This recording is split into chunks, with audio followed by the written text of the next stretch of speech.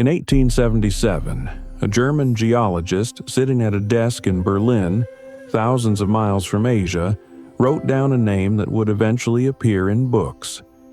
Ferdinand von Richthofen called it Das Seidenstrasse, the Silk Road, and the name stuck so completely that most people assume it's ancient. It isn't. The people who used these routes did not use the Silk Road as a single ancient name for the entire network. What they were using wasn't a road in any sense a modern traveler would recognize. Picture caravan tracks cutting through mountain passes. Picture dusty oasis towns built around a single reliable well, sea lanes crowded with merchant ships, and dozens of regional markets stitched together. No single itinerary connected all of it. It expanded, contracted, and rerouted itself for close to 2,000 years, which is why most historians now prefer to call it the Silk Roads, plural, a network rather than a highway. The network's most dramatic expansion traces back to the Han Dynasty, in the 2nd century before the Common Era. Picture him crossing unfamiliar mountain terrain with a small retinue, carrying instructions from the Han court rather than trade goods. His journey opened direct contact and hard information that helped the Han court expand trade routes westward on a much larger scale than before. Follow one of those western routes far enough, and you'd eventually reach Dunhuang, an oasis town on the edge of the Gobi Desert. Walk into one of those caves, and the walls themselves tell you what moved along these routes besides silk.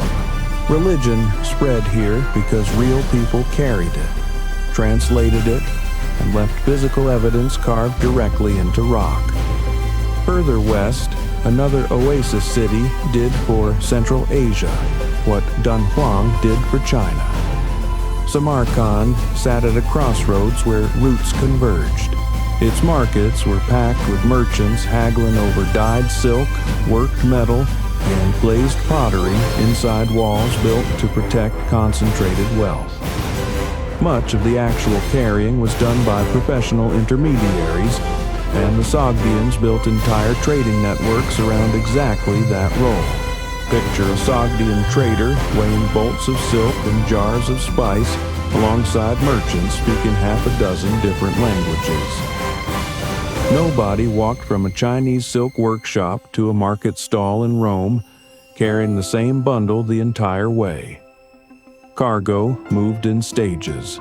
Caravans arrays were fortified rest stops along major routes, giving merchants and their animals a place to shelter and store goods overnight.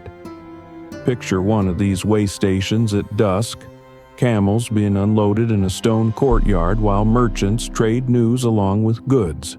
And it was never just silk.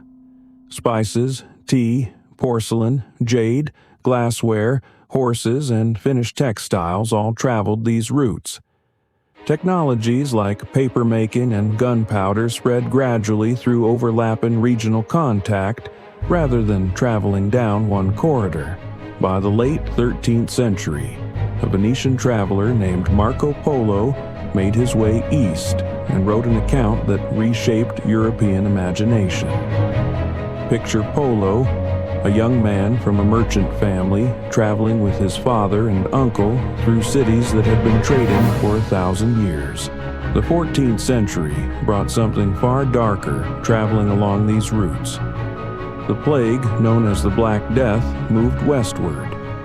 Astronomy, mathematics, and medicine moved the same way, translated and retranslated as they passed through each new city. There was no single moment when this network closed. Maritime trade pulled commercial importance away from old overland routes over generations.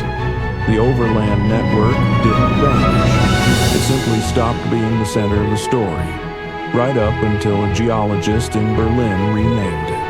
Like this video if the Caravans Awry detail surprised you, and tell me, Samarkand or the Sea Lands? Subscribe for more mysteries.